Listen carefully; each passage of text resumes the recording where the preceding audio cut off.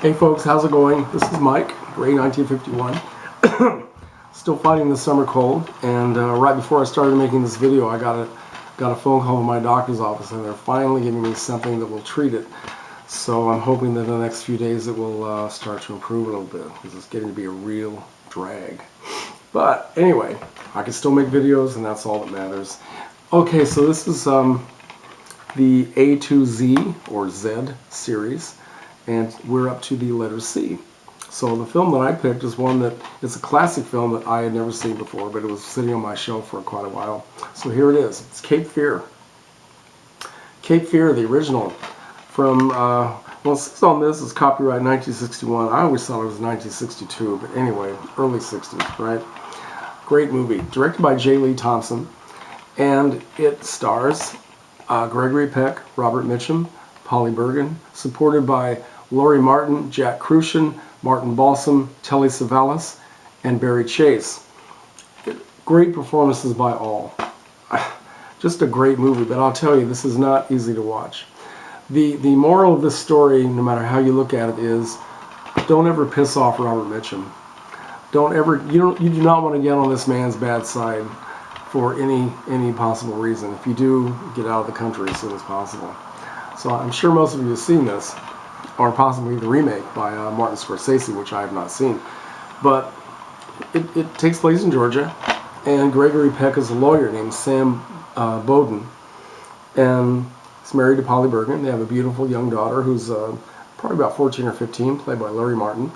And he's confronted one day by a guy named Max Cady, played by Mitchum, who is an ex-con that because of testimony by Bowden, he was sent away for over 8 years. And during that time, he lost his family, lost everything, pretty much. And now he's out of prison, and he's obsessed with revenge, getting revenge on this man, Bowden, and his family. And he's really a one-note character. There isn't that much about this character that's in any way, shape, or form sympathetic. Probably the only thing that might be sympathetic about Max Cady is the fact that he lost his family and he lost 8 years of his life. But other than that, I mean, he was sent away for assaulting a young woman, and he's very smart. He's completely determined, and he knows how to get under Sam Bowden's skin. He knows the right buttons to push. And he starts to make innuendos about the man's wife and daughter. And then that's when Bowden really gets upset. Gets the police involved, gets a private detective involved, trying to catch him as something that they can throw him away in prison for again, and fails on every count. But he keeps trying, and eventually the whole thing comes together one night at a place called Cape Fear, which I believe, I could be wrong, but I think, man, I just watched this yesterday, and I watched the extra features, and I've already forgotten some of these details. But I think Cape Fear is something that's located in along the coast of South Carolina, maybe North Carolina. But it all comes together with a lot of ugliness and a lot of violence. I'll tell you, this movie's not easy to watch. It is extremely downbeat. It's very intense. It's very tense, and it's also extremely violent. Nothing like what you see today, but yeah, it's pretty violent for his time. And it's interesting to watch this performance by Robert Mitchum, because he is just relentlessly evil. This is probably the most evil, I mean, completely evil character that he ever played. And I couldn't help but think about something that happened during the filming of The Night of the Hunter, when he played Preacher Harry Powell, who was also a completely evil, unsympathetic character. But the director of that film, Charles Laughton, tried to put in a few moments here and there where he would make Harry Powell's character a little less hideous by making him seem weak, and putting a little bit of almost slapstick humor where he would stumble on things and look a little bit funny.